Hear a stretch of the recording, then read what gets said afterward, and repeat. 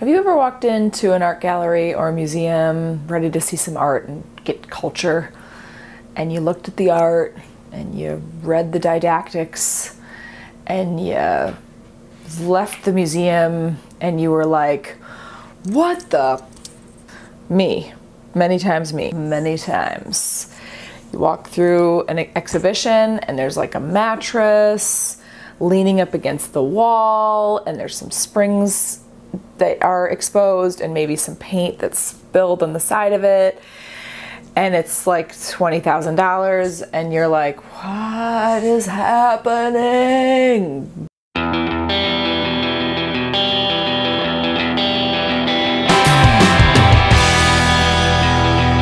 I've had this experience so many times, guys, I can't even say.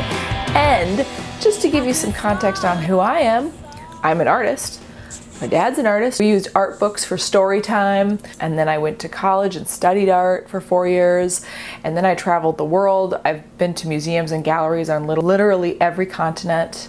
And then I went to grad school, which is 3 more years, which means I spent a total of 7 years in school studying art, which is almost as much school as you need to become a doctor or a lawyer.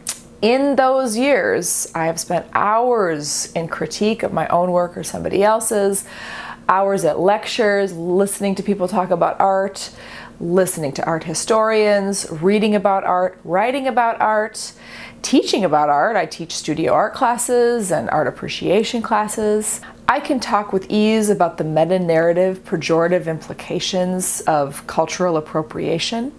I'm also fully aware of the dangerous seduction of the popular aesthetic, and I can talk with ease about the reductive style of the non-objective in the provisional discourse. In short, I speak art school. And yet, even with my bajillion years in the art world, I too go to galleries and museums and walk out of there thinking, you pretentious jackholes.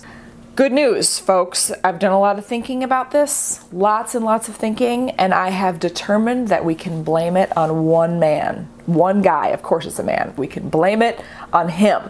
Luckily he's dead, so he won't really care. His name is Marcel Duchamp. And in fact, we can even funnel this blame all the way down to a single art piece. This one. If you're a girl, you might not necessarily immediately recognize this for what it is, which is a urinal tilted on its side. Marcel Duchamp went on down to the hardware store, picked up a garden variety urinal, brought it back to the gallery, signed a name on it, Arma, a pseudonym, and put it on a pedestal, and then he entered it into an exhibition. Duchamp was a founding member of the Society for Independent Artists. It was 1916-17 in New York. He had recently moved from Paris, and the whole charter of this group, their only thing was to show avant-garde art, which just means cutting edge, like new stuff that people hadn't seen, and also to never turn one down. It wasn't a juried show. There weren't any rules.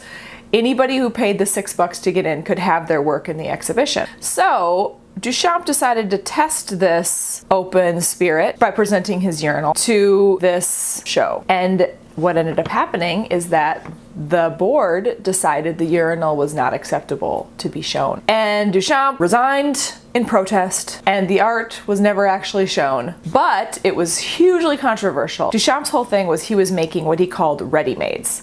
The idea was he would wander on down to a store, pick something out, sign his name to it or somebody else's name, and then put it in the gallery space. He said he didn't want to make what he called retinal art, which is art that was like fun to look at. Apparently one of his pieces was hanging in a gallery, this piece, a shovel. It's called In Advance of the Broken Arm. And after a heavy snowstorm, it disappeared. Nobody knew where it was. The gallerist called him up in a complete panic and said, Marcel Duchamp, I'm so sorry. Your shovel has been stolen. It's gone. I don't know what to do. And Duchamp said, mon Dieu, it does not matter. Just go down to the hardware store and pick out another shovel and sign my name to it. It'll be just fine. Okay, that was my French accent, guys. I'm real sorry about that. I tried. I did try. I tried with the French. Everything I know about a French accent, I learned from Beauty and the Beast. So, you know, what do you do? So we can blame the urinal on the complete mayhem and havoc that we now find in the art world. Prior to Duchamp, dude, there were rules. It isn't numb. For centuries before, there were lots of things that were in and there were lots of things that were out. There were tons and tons of rules around what was and what was not considered art.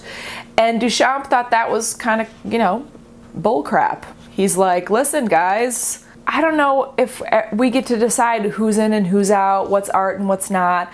I think that anything that anybody decides is art can be art. Because of Duchamp, we now have Chris Burden nailing himself to a car, performance art. We have Tracy Emin. A deadline is coming up. She had to get some work together for a show. She didn't know what to use, so she just packed up her bedroom, everything that was in it, including half-empty scotch bottles and dirty undies and soiled sheets, and presented it as art in the gallery. We also have Damien Hirst, who put a great white shark in a tank and put it in the gallery. We've got Mark Rothko, who painted a bunch of huge black canvases. We also have Maurizio Catalan, who taxidermied horses and somehow attached them to the gallery wall.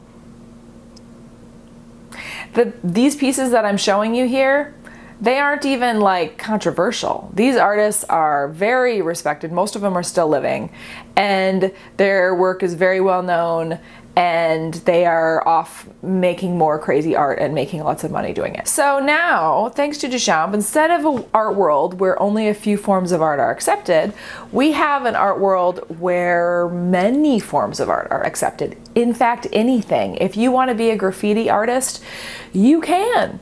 If you want to be a classical realist painter with a contemporary spin, you can. If you want to make art out of doilies, you can. It's amazing.